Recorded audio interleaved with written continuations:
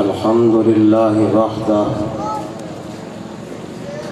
والصلاة والسلام على من لا نبي بعده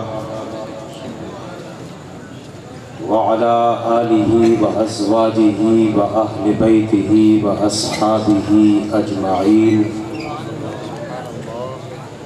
أما بعد فأعوذ بالله من الشيطان الرجيم بسم الله الرحمن الرحيم تلك الرسل فضلنا بعضهم على بعض منهم من كلم الله ورفع بعضهم درجات صدق الله العظيم ان اللہ وملائکتہ یصلون علی النبی یا ایہا الذین آمنوا صلوا علیہ وسلموا تسلیما اللہم صل علی سیدنا محمد وعلی آل سیدنا محمد وبارک وسلم الصلاة والسلام علیک یا رسول اللہ وعلى آلك وأصحابك يا سيدي يا حبيب الله الصلاة والسلام عليك يا شفيع المذنبين وعلى آلك وأصحابك يا رحمة للعالمين نہایت معزز محترم حاضرین محفل السلام علیکم ورحمۃ اللہ۔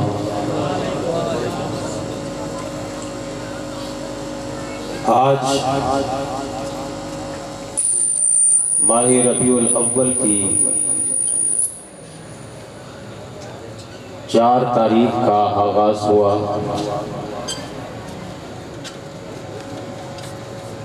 یہ مہینہ تمام تر برکتوں رحمتوں کے ساتھ اس وقت موجود ہے۔ اللہ تعالیٰ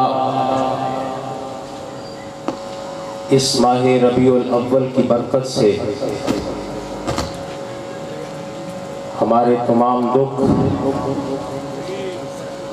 ہماری تکلیفیں، ہماری مصیبتیں، بیماریاں اور وبائیں دور فرمائے۔ برخوردار حافظ محمد افضل صاحب اور ان کے دیگر رفقا نے آج کی اس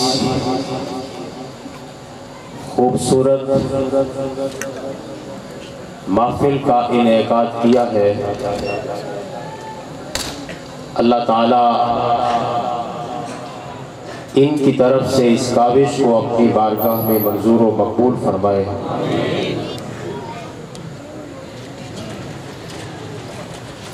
الحمدللہ آج کی خوبصورت بزم کے تمام مہمان، علماء کرام،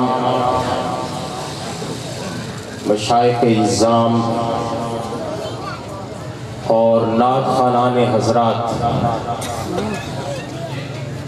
سید والا پہنچ چکے ہیں۔ پاکستان کی ایک خوبصورت آواز، اصلاحی گفتگو کرنے والی شخصیت اس وقت بڑا گھر میں موجود ہے۔ انشاءاللہ آپ بھی تھوڑی دیر کے بعد سید والا میں جلوہ افروز ہوں گے۔ میری مراد حضرت علامہ ڈاکٹر محمد سلیمان مصباحی صاحب ہیں۔ حضرات ذی وقار، میں نے تیسرے پارے کی ابتدائی آیت کا کچھ حصہ آپ کے سامنے تلاوت کرنے کا شرف حاصل کیا ہے۔ تلک الرسل، یہ رسول، فضلنا بعضهم علی بعض، ہم نے ان میں سے بعض کو بعض پر فضیلت بخشی۔ بڑی توجہ کے ساتھ یہ رسول آدم علیہ السلام سے لے کر محمد عربی صلی اللہ علیہ وآلہ وسلم تک کم و بیش 1,24,000 انبیاء و رسول، جن کے بارے میں خالق کائنات ارشاد فرماتا ہے کہ ہم نے ان میں سے بعض کو بعض پر فضیلت بخشی۔ منہم من کلم اللہ، ان میں سے بعض وہ ہیں جن سے ہم نے کلام کیا، جیسے موسیٰ کلیم اللہ، ہم نے ان سے گفتگو کی، کلام کیا، وہ ہم سے ہم کلام ہوئے۔ وَرَفَعَ بَعْدَهُمْ دَرَجَاتٍ، اور ان میں سے بعض وہ ہیں کہ جن کو ہم نے درجوں بلند کیا۔ اور اس بات میں کوئی شک نہیں ہے، تمام مسلمان اس بات پر متفق ہیں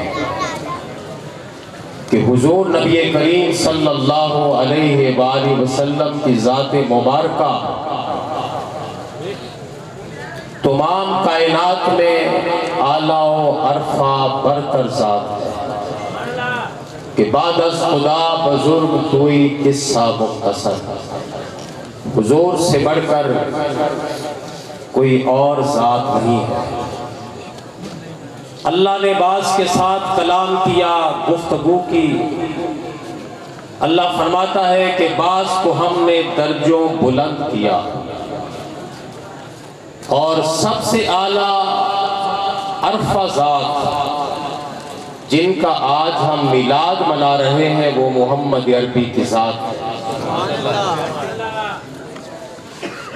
بعض وہ ہیں جن سے ہم نے کلام کیا، بعض وہ ہیں جن کو ہم نے درجوں بلند کیا، بعض وہ ہیں کہ جن کو ہم نے درجوں بلند کیا، کہ ان جیسی ذات، ان جیسی شخصیت اس کائنات میں نہیں ہے۔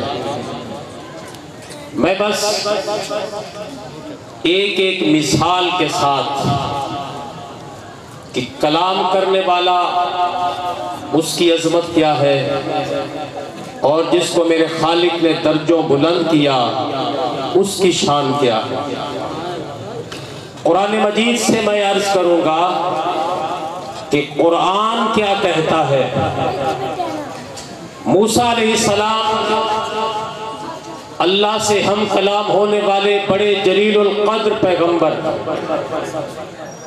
اللہ رب العالمین نے انہیں عصا اور ید بیضا دو بڑے معجزات عطا کیے، ایک لاٹھی کا معجزہ اور ایک چمکنے والے ہاتھ کا معجزہ۔ دو بڑے معجزات اللہ رب العالمین نے موسیٰ علیہ السلام کو عطا کیے۔ بڑی شان والے، بڑے عظیم پیغمبر، اللہ رب العالمین نے انہیں یہ شان بخشی کہ موسیٰ علیہ السلام کے ساتھ کلام فرمایا۔ اسی لیے ہم کہتے ہیں کہ موسیٰ کلیم اللہ، اللہ کے ساتھ ہم کلام ہونے والے۔ اللہ رب العالمین نے موسیٰ علیہ السلام اور آپ کی قوم بنی اسرائیل کو نجات دی، سمندر سے پار اترے، راستے میں حکم ہوا کہ اے موسیٰ سینا میں حاضری دو۔ موسیٰ علیہ السلام نے اپنی قوم کے ہر قبیلے کا سردار اپنے ساتھ لیا اور اللہ رب العالمین کے ساتھ ہم کلام ہونے کے لیے سینا کی طرف بڑھے۔ موسیٰ علیہ السلام آگے آگے، قبیلے کے سردار پیچھے پیچھے بڑھتے گئے۔ ایک مقام ایسا آیا کہ موسیٰ علیہ السلام نے جلدی جلدی قدم بڑھائے۔ اللہ کے ساتھ ہم کلام ہونا تھا، ایک محبت تھی، ایک شوق تھا، ایک جذبہ تھا کہ اللہ کے ساتھ میٹھی میٹھی باتیں، اللہ کے ساتھ ہم کلام ہونا ہے۔ قوم کے افراد کو اور سرداروں کو پیچھے چھوڑا اور موسیٰ کلیم اللہ آگے بڑھے تیزی کے ساتھ کہ اللہ کے ساتھ میں ہم کلام ہوں۔ جب پہنچے اللہ نے فرمایا کہ تو جلدی کیوں پہنچ گیا؟ تو نے اپنے قبیلے کے سرداروں کو پیچھے چھوڑ دیا، تو جلدی جلدی میری بارگاہ میں کیوں چلا آیا؟ موسیٰ علیہ السلام عرض کرتے ہیں کہ اللہ وہ بھی میرے پیچھے پیچھے چلے آ رہے ہیں، میں اس لیے آیا کہ عجلت الیک ربی لترضی، تیری بارگاہ میں آنے میں اس لیے جلدی کی تاکہ تو راضی ہو جائے۔ عجلت الیک ربی لترضی، اے میرے رب تیری بارگاہ میں آنے میں اس لیے جلدی کی کہ لترضی، مولا تو مجھ سے راضی ہو جائے۔ آج ہم نے خوبصورت بزم کا انعقاد کیا ہے اللہ کو راضی کرنے کے لیے۔ نماز پڑھتے ہیں اللہ کو راضی کرنے کے لیے، قرآن کی تلاوت کرتے ہیں اللہ کو راضی کرنے کے لیے، نعت شریف پڑھتے ہیں تو اللہ کو راضی کرنے کے لیے، اللہ کا ذکر کرتے ہیں تو اللہ کو راضی کرنے کے لیے، روزے رکھتے ہیں تو اللہ کو راضی کرنے کے لیے، بیت اللہ کا طواف کرتے ہیں تو اللہ کو راضی کرنے کے لیے۔ کلیم اللہ اللہ کی بارگاہ میں عرض کرتے ہیں کہ مولا عجلت الیک ربی لترضی، میں نے جلدی اس لیے کی، میں نے قدم تیز تیز اس لیے بڑھائے کہ میں تیری بارگاہ میں آ رہا تھا، تیرے ساتھ ہم کلام ہونے کے لیے آ رہا تھا، گفتگو کرنے کے لیے آ رہا تھا۔ میرا شوق اس نے مجھے آگے بڑھنے پر مجبور کر دیا۔ کس لیے؟ لترضی، تاکہ تو مجھ پر راضی ہو جائے۔ کلیم اللہ اللہ کی بارگاہ میں بڑھے تاکہ اللہ موسیٰ پر راضی ہو جائے۔ اے حبیب یہ بات کلیم کی تھی، تیری بات اور ہے۔ کلیم بڑھا کے لترضی، تاکہ تو راضی ہو جائے۔ اے حبیب تیری بات یہ ہے کہ وَلَسَوْفَ يُعْطِيكَ رَبُّكَ فَتَرْضَىٰ، اے حبیب تیرا رب تجھے اتنا دے گا کہ تو راضی ہو جائے گا۔ موسیٰ کے لترضیٰ، تاکہ اے رب تو راضی ہو جائے۔ اے حبیب ہم تیری رضا چاہتے ہیں۔ اور اعلیٰ حضرت فرماتے ہیں کہ کیا خوب فرماتے ہیں، خدا کی رضا چاہتے ہیں دو عالم، خدا چاہتا ہے رضا محمد۔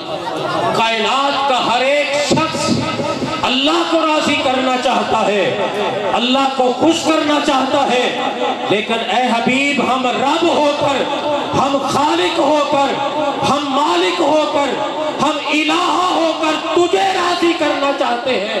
پوری کائنات خدا کو راضی کرنا چاہتی ہے، میرا خدا مصطفیٰ کو راضی کرنا چاہتا ہے۔ تلک الرسل فضلنا بعضهم على بعض منهم من کلم اللہ ورفع بعضهم درجات۔ چلے اب میں اللہ کے خلیل کی بات سناتا ہوں آپ کو۔ ابراہیم علیہ السلام کی، جانتے ہیں ابراہیم علیہ السلام کو کہ جن کی خوشنودگی کے لیے ہم قربانی کا فریضہ انجام دیتے ہیں، ان کی سنت ہے ابراہیم علیہ السلام کی۔ ابراہیم علیہ السلام کی بارگاہ میں فرشتے آئے۔ کون آئے؟ فرشتے آئے، اللہ کے ملائکہ آئے۔ کس کی بارگاہ میں؟ خلیل اللہ کی بارگاہ میں، ابراہیم علیہ السلام کی بارگاہ میں۔ ایک تو خوشخبری سنائی کہ اللہ تعالیٰ آپ کو اسحاق جیسا فرزند دے گا اور یعقوب جیسا پوتا دے گا۔ ایک اور غرض کے لیے ابراہیم نے پوچھا کہ تمہاری غرض کیا ہے، آنے کا مقصد کیا ہے؟ فرشتوں نے کہا کہ قوم لوط پر عذاب نازل کرنے کے لیے، انہیں تباہ و برباد کرنے کے لیے ہم آئے ہیں۔ اللہ نے ہمیں بھیجا ہے تاکہ ان پر عذاب نازل کرے۔ قال ان فیہا لوطا۔ اب سنیے یہ مکالمہ جو اللہ کے خلیل نے فرشتوں کے ساتھ کیا۔ اللہ کے خلیل کہتے ہیں کہ ان فیہا لوطا۔ عرض کی اللہ کے خلیل نے کہ ان میں اللہ کا نبی لوط بھی ہے، آپ عذاب نازل کرنا چاہتے ہیں۔ ان فیہا لوطا۔ لوط علیہ السلام ابراہیم علیہ السلام کے بھتیجے ہیں۔ عرض کی کہ ان میں پیغمبر ہے، نبی ہے، لوط علیہ السلام ہے۔ قالو، تو فرشتوں نے کہا نحن اعلم بمن فیہا، ہاں ہم جانتے ہیں کہ اس میں کون ہے۔ لننجینہ واہلہ الا امرأتہ، فرشتوں نے کہا ہم جانتے ہیں کہ کون کون ہے۔ قوم میں جس کو بچانا چاہیں گے بچا لیں گے، لوط کو بھی بچا لیں گے، لوط کے گھر والوں کو بھی بچا لیں گے۔ ہاں، ایک ان کی زوجہ جنہوں نے خبر دی کہ ہمارے گھر میں نوجوان، خوبصورت نوجوان آئے ہیں، نہیں، وہ پیچھے رہنے والوں میں سے ہوگی، اس پر عذاب ضرور ہوگا، بچا لیں گے لوط کو بھی اور گھر والوں کو بھی۔ جانتے ہیں کہ ان میں لوط ہے۔ یہ فرشتوں نے بات کی کس سے؟ اللہ کے خلیل سے۔ اب سورہ ہود سنیے، مجادلہ کیا اللہ کے خلیل نے اللہ رب العالمین کے ساتھ، تقرار کی۔ اللہ فرماتا ہے کہ یجادلنا فی قوم لوط، ہمارے خلیل نے ہم سے تقرار کی، مجادلہ کیا، تقرار کی، جھگڑا کیا۔ کس کے بارے میں؟ قوم لوط کے بارے میں۔ اب سنیے اللہ کا قرآن، تقرار کی کہ مولا قوم لوط تو عذاب نازل کر رہا ہے، ان میں تیرا پیغمبر لوط بھی ہے، نبی لوط بھی ہے۔ اللہ فرماتا ہے یا ابراہیم اعرض عن ھذا، اے ابراہیم اس واقعہ سے الگ ہو جا، تیرا اس واقعہ سے کوئی تعلق نہیں ہے۔ ہم جانے، قوم لوط جانے، اس معاملہ سے الگ ہو جا۔ یا ابراہیم اعرض عن ھذا، اللہ کے خلیل، اللہ سے ہم کلام ہیں۔ اللہ فرماتا ہے کہ اے ابراہیم اس معاملہ سے الگ ہو جا۔ جانتے ہو کہ ابراہیم کون ہے؟ خلیل اللہ ہے، اللہ کے پیارے ہیں۔ اللہ کا قرآن کہتا ہے وَإِذِ ابْتَلَىٰ إِبْرَاهِيمَ رَبُّهُ بِكَلِمَاتٍ فَأَتَمَّهُنَّ۔ سنیے خلیل اللہ کی شان۔ میرا خالق کہتا ہے کہ جب بھی اس کے رب نے ابراہیم کو آزمایا، ابراہیم ہر امتحان میں کامیاب رہے، اللہ مہر لگا رہا ہے، اللہ تعریف کر رہا ہے کس کی؟ اپنے خلیل کی، ابراہیم علیہ السلام کی۔ اللہ فرماتا ہے وَإِذِ ابْتَلَىٰ إِبْرَاهِيمَ رَبُّهُ بِكَلِمَاتٍ فَأَتَمَّهُنَّ، جب بھی اس کے رب نے خلیل کا امتحان لیا، خلیل ہر امتحان میں کامیاب رہا، کسی امتحان میں ناکام نہیں ہوا۔ جب بات ہوئی کہ اے میرے خلیل جا نمرود کے دربار میں، نمرود کا بھرا ہوا دربار ہوگا، تو نے وہاں تنہا جا کر میری وحدانیت کا اعلان کرنا ہے۔ مولا میں حاضر ہوں یا الہ العالمین، میں نمرود کے بھرے ہوئے دربار میں تیری وحدانیت کا اعلان کروں گا، تیرے ایک ہونے کا اعلان کروں گا، تیرے واحد ہونے کا اعلان کروں گا، تیرے یکتا ہونے کا اعلان کروں گا، تیرے الہ ہونے کا اعلان کروں گا، تیرے معبود ہونے کا اعلان کروں گا۔ میں ڈرنے والا نہیں ہوں، میں گھبرانے والا نہیں ہوں، پروردگار میں تنہا ہوں گا، لیکن مولا تو میرا امتحان لے رہا ہے، تو میری آزمائش کر رہا ہے۔ پروردگار جس طرح تو راضی ہے تیرا خلیل بھی اسی طرح راضی ہے۔ اگر تو مجھے تنہا نمرود کے دربار میں بھیجنا چاہتا ہے، تنہا جانے کے لیے تیار ہوں، تنہا جانے کے لیے۔ اور پھر جب آپ نے بتوں کو پاش کیا، سزا ہوئی کہ ابراہیم کی سزا ہے کہ اس کو آگ میں جلایا جائے، آگ بھڑکائی جائے۔ ابراہیم علیہ السلام کو آگ میں پھینکنے کی تیاریاں ہو رہی ہیں۔ اب سنیے ابراہیم علیہ السلام کی شان کیا ہے، ان کا مرتبہ کیا ہے، ان کا مقام کیا ہے۔ ادھر ابراہیم علیہ السلام کو آگ میں پھینکنے کی تیاریاں کی جا رہی ہے، فرشتے ہیں، عالم بالا میں شور مچا کہ پروردگار ایک ابراہیم ہی تو ہے تیرا نام لینے والا، اگر ابراہیم نہ رہا تو تیری پوری زمین پر تیرا نام لینے والا کوئی نہیں ہوگا۔ اللہ نے فرمایا کہ جاؤ اپنی کوشش کر لو۔ فرشتے آئے، کسی نے کہا اے ابراہیم آپ حکم دے، میں ہوا چلانے والا فرشتہ ہوں، ہوا کو حکم دو یہ جلتی ہوئی آگ بجھ جائے۔ آپ نے فرمایا کہ میرا دیکھنے والا میرا خالق ہے، تجھ سے کوئی حاجت نہیں ہے۔ بارش برسانے والا فرشتہ ہاتھ باندھ کے عرض کرتا ہے اللہ کے خلیل اگر آپ مجھے حکم دیں، بادلوں سے کہوں بادل آ کر یہاں برسے، جلتی ہوئی آگ بجھ جائے۔ فرمایا کہ جاؤ تم سے کوئی حاجت نہیں ہے۔ جبرائیل امین اللہ کے خلیل کی بارگاہ میں کوئی حاجت ہے؟ فرمایا کوئی نہیں۔ جبرائیل امین عرض کرتے ہیں اے اللہ کے خلیل اگر میرے لائق کوئی حاجت نہیں ہے، اپنے رب کی بارگاہ میں عرض کرو کہ اللہ آپ کو بچا لے۔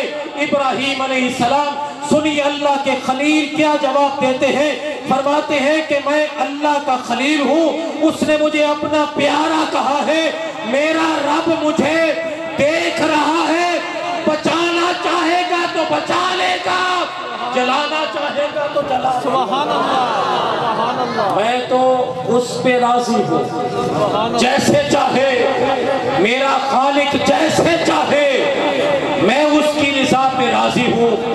اور جانتے ہو بڑھاپے میں خالق اولاد عطا کرے تو کتنی پیاری ہوتی ہے۔ ابراہیم علیہ السلام چلنے پھرنے کے قابل ہوئے تو قرآن کیا کہتا ہے؟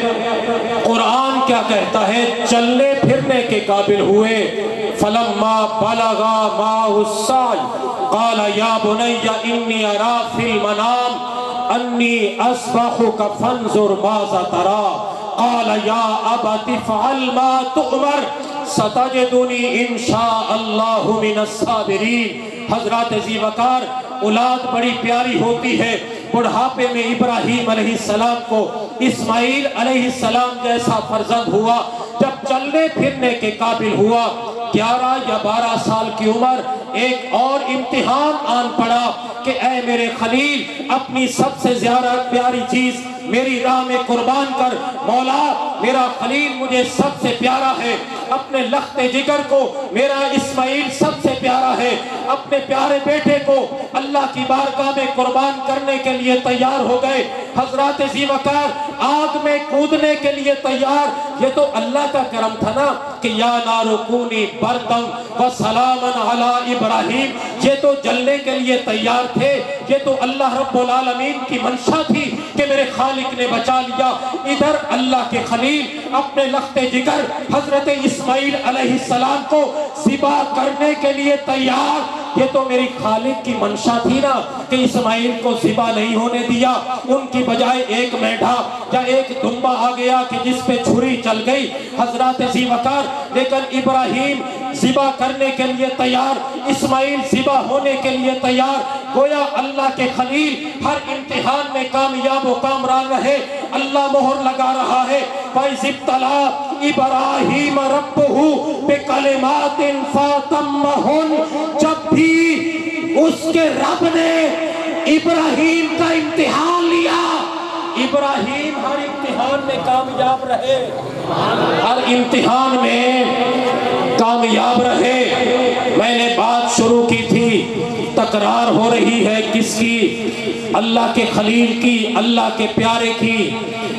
اللہ کے خلیل کہتے ہیں کہ مولا عذاب کو ٹال دے، اس لیے کہ اس میں تیرا نبی بھی ہے، اس میں تیرا پیغمبر بھی ہے، اس میں لوط بھی ہے۔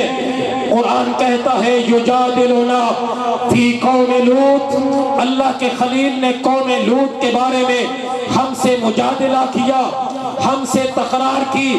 اللہ فرماتا ہے یا ابراہیم اعرض عن ھذا، اللہ کو بڑا پیارا ہے ابراہیم، خلیل ہے ابراہیم، لیکن اللہ نے فرمایا کہ اے میرے خلیل اس واقعہ سے الگ ہو جا، میں نے طے کر لیا ہے کہ قوم لوط پر عذاب آئے گا، قوم لوط پر عذاب، تو اس معاملے سے الگ ہو جا۔ آؤ اب آپ کو میں مکہ لیے چلتا ہوں، اللہ تعالیٰ آپ کو لے جائے، اللہ تعالیٰ آپ کو مکہ اور مدینہ لے جائے، اللہ آپ کو مکہ اور مدینہ لے جائے، اللہ آپ کو مکہ اور مدینہ۔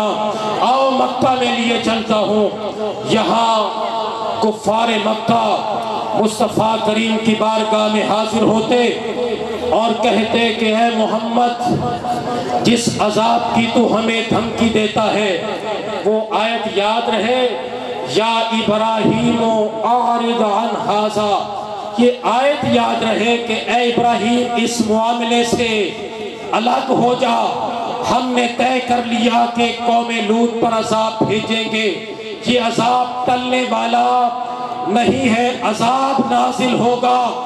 یا ابراہیم اعرض عن ھذا۔ اب مکہ میں چلیے، کفار مکہ حضور کی بارگاہ میں، محمد جس عذاب کی تو ہمیں دھمکی دیتا ہے وہ عذاب آج ہی ہم پر ٹوٹ پڑے، ہم پر پتھروں کی بارش نازل ہو جائے، ہم تباہ و برباد ہو جائے۔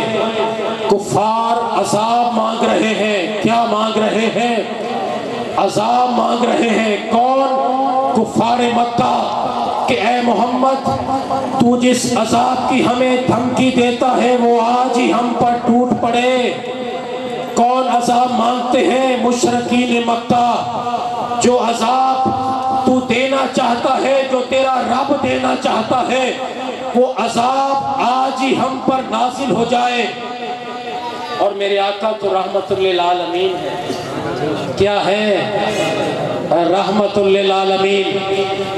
اور یہ بات بھی ہے، یہ بات بھی ذہن میں رکھیے کہ جب اللہ عذاب نازل کرنے کا فیصلہ کر لیتا ہے تو پھر ٹالنے والا کوئی نہیں ہوتا۔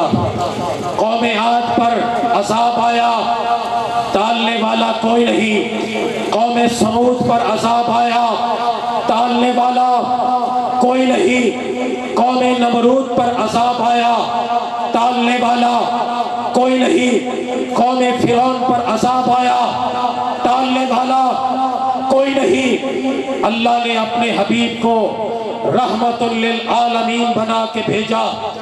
طائف کی وادی ہے، اللہ کے رسول تبلیغ دین کے لیے طائف میں تشریف لے گئے۔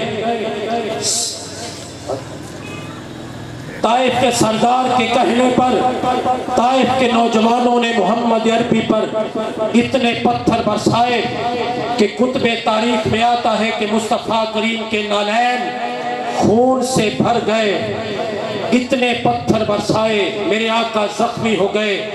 ایک باغ میں بیٹھے، اللہ رب العالمین نے عذاب کے فرشتے کو بھیجا کہ جا میرے حبیب کی بارگاہ میں.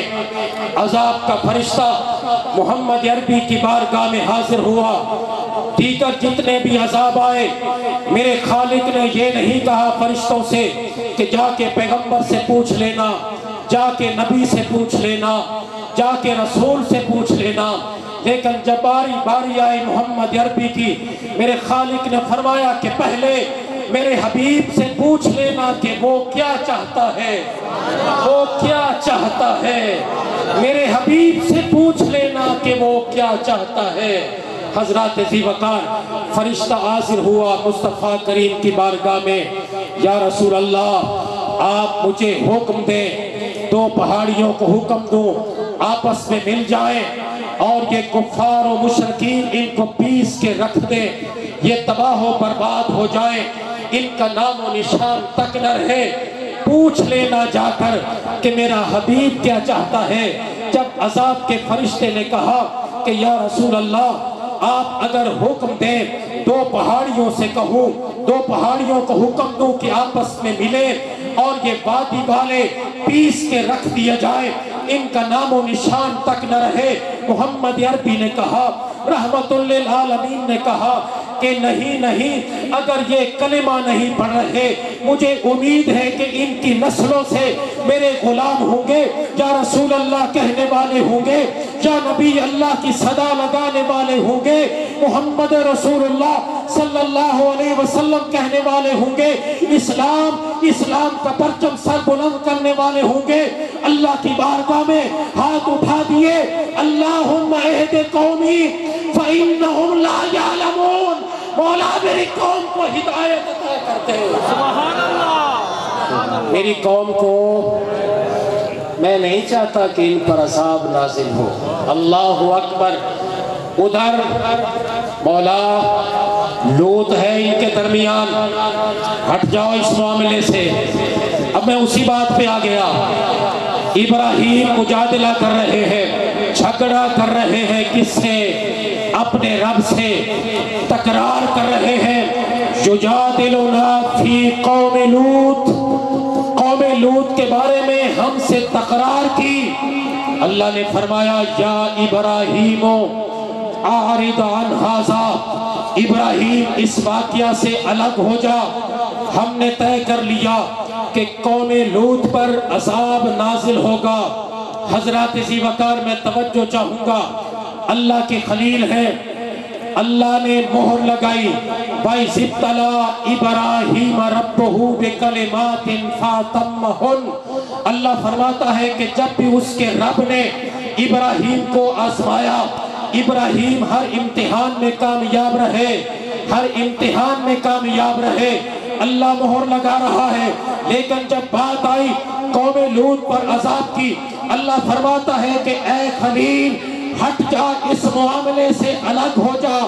ادھر مکہ کے کفار عذاب مانگ رہے ہیں کہ اے محمد اگر تو اللہ کا سچا نبی ہے، اللہ کا سچا رسول ہے، اللہ کا سچا پیغمبر ہے، اپنے رب سے کہے ہم پر عذاب نازل کر دے، پتھروں کی بارش نازل کر دے، ہمیں تباہ و برباد کر دے، ہمیں نیست و نابود کر دے، ہمارا نشان تک نہ ہے. میرا خالق فرماتا ہے، سنیے میرا خالق کیا فرماتا ہے، ما کان اللہ لیعذبہم وانت فیہم. اے حبیب آپ ان کے درمیان ہو، اللہ ان پر عذاب نازل کرے، اللہ کو گوارا ہی نہیں ہے. اللہ کو گوارا ہی. اے حبیب آپ ان کے درمیان موجود ہو، ان کے کہنے کے باوجود اللہ ان پر عذاب نازل کرتے. اللہ کو یہ بات گوارا ہی، اللہ کو یہ بات گوارا ہی. ما کان اللہ. ادھر اللہ کے خلیل معاف کر دے، معاف کر دے، معاف کر دے. مولا تیرا پیغمبر لوط ہے، معاف کر دے، عذاب کو ٹال دے. اللہ فرماتا ہے ابراہیم اس معاملے سے الگ ہو جا، تیرا اس سے کوئی تعلق نہیں. ادھر کافر عذاب مانگے، میرا خالق کہے ما کان اللہ لیعذبہم وانت فیہم. اے حبیب آپ ان کے درمیان ہو، ان کے کہنے کے باوجود اللہ ان پر عذاب نازل کر دے، اللہ کو گوارا ہی نہیں ہے۔ حضرات ذی وقار، یہ ہے رحمت للعالمین نبی جس کی محافل میلاد کا انعقاد ہوتا ہے۔ حضور کی آمد کے تذکرے ہوتے ہیں، حضور کی رفعت بیان کی جاتی ہے، حضور کی شان کے تذکرے ہوتے ہیں، حضور کے میلاد کی باتیں ہوتی ہیں، حضور کی سیرت بیان کی جاتی ہے، علماء کرام آتے ہیں، اسلام کی تعلیمات آپ کے سامنے پیش کرتے ہیں، محمد عربی کا ذکر ہوتا ہے، نعتیں پڑھی جاتی ہیں، اللہ کا قرآن پڑھا جاتا ہے، مصطفیٰ کریم کی ثنا کی جاتی ہے۔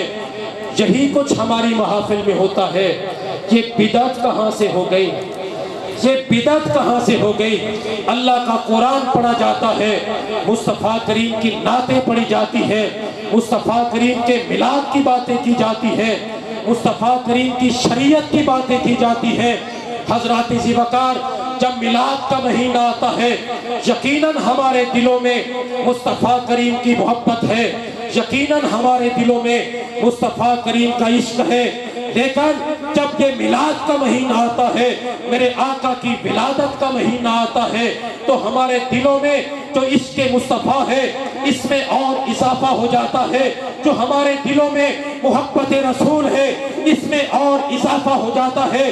جب گلیوں اور بازاروں میں یہ صدائیں لگتی ہے، مرحبا مرحبا آمد مصطفیٰ، آمد مصطفیٰ کے جب ترانے گائے جاتے ہیں، جب نعرے لگتے ہیں تو ہمارے دل گرمائے جاتے ہیں، ہمارے دلوں میں ایک نیا بلبلہ پیدا ہو جاتا ہے، ایک نیا جوش پیدا ہو جاتا ہے، اس کو جلا مل جاتی ہے، ہماری محبت میں اور زیادہ برکت ہو جاتی ہے، ہماری محبت میں اور زیادہ اضافہ ہو جاتا ہے، یاد تازہ ہو جاتی ہے کہ وہ مہینہ آ گیا، وہ دن آ گیا جب جانے کائنات اس دھرتی میں تشریف لائے۔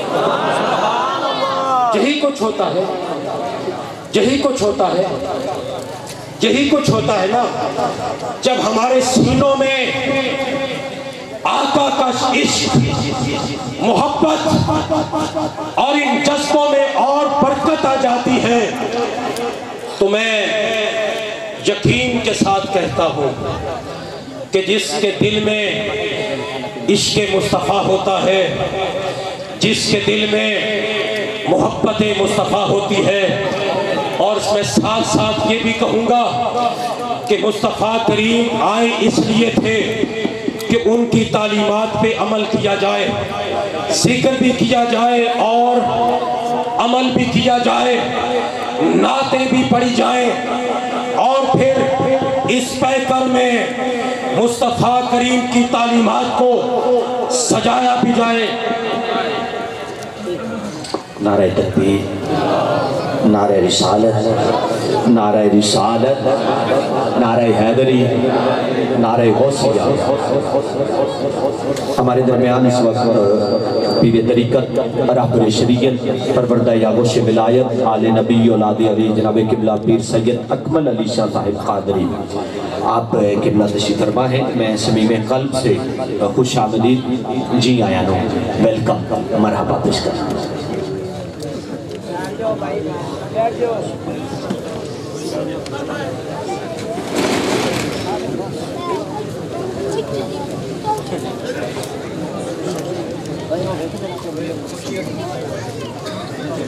بس آخری کلمات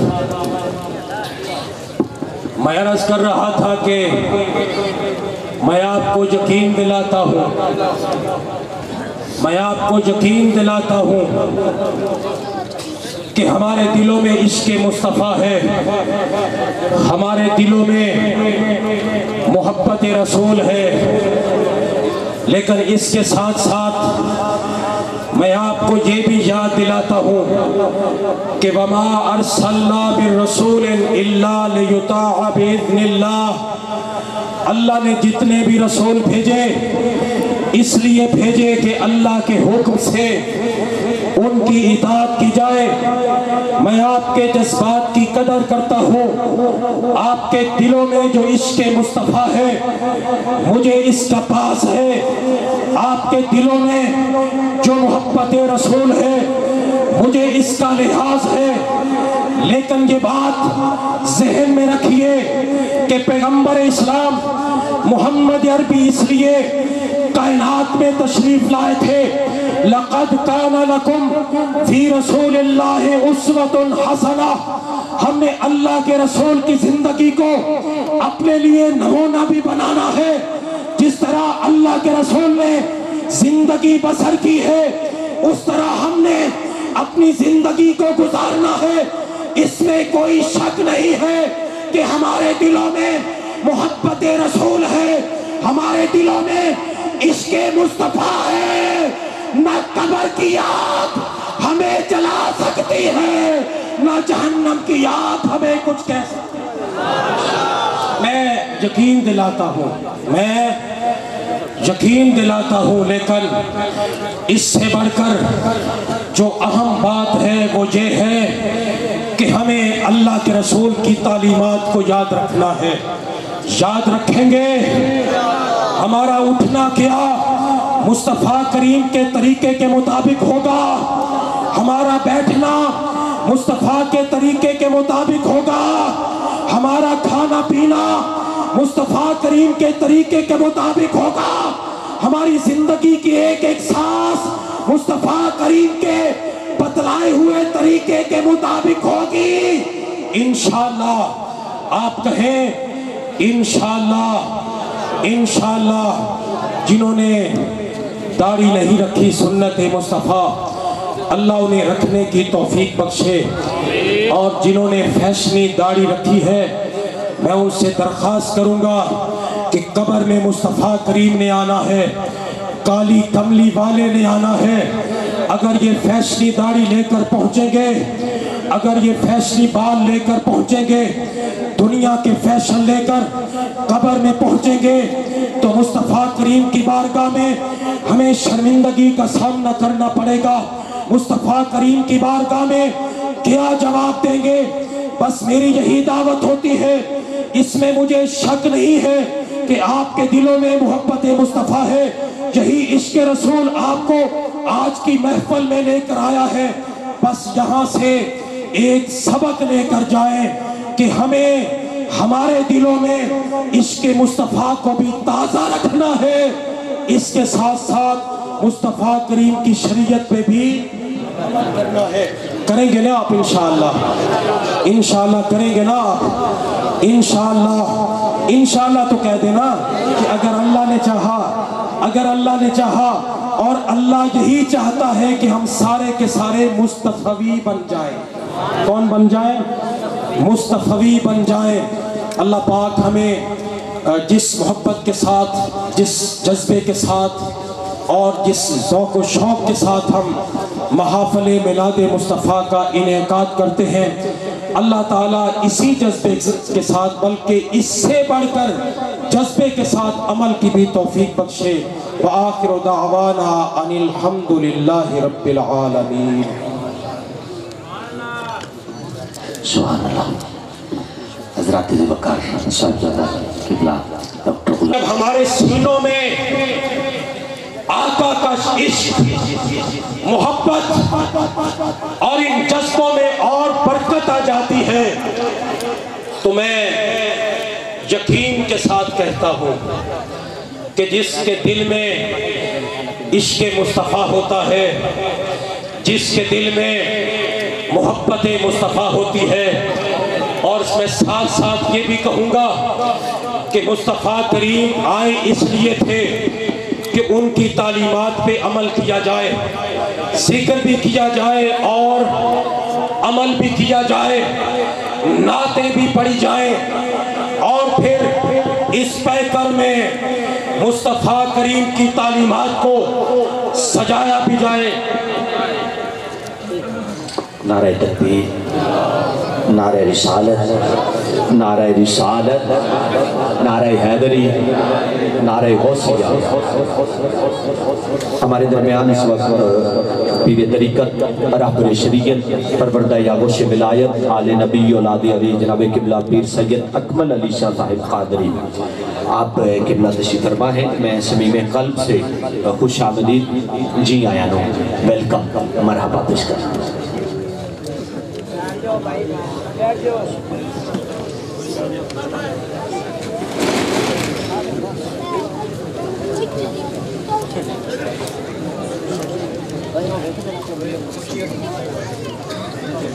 بس آخری کلمات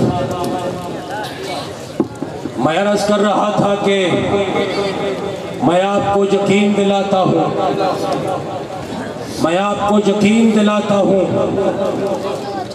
کہ ہمارے دلوں میں عشق مصطفیٰ ہے، ہمارے دلوں میں محبت رسول ہے، لیکن اس کے ساتھ ساتھ میں آپ کو یہ بھی یاد دلاتا ہوں کہ وَمَا أَرْسَلْنَا بِالرَّسُولٍ إِلَّا لِيُطَاعَ بِإِذْنِ اللَّهِ، اللہ نے جتنے بھی رسول بھیجے اس لیے بھیجے کہ اللہ کے حکم سے ان کی اطاعت کی جائے۔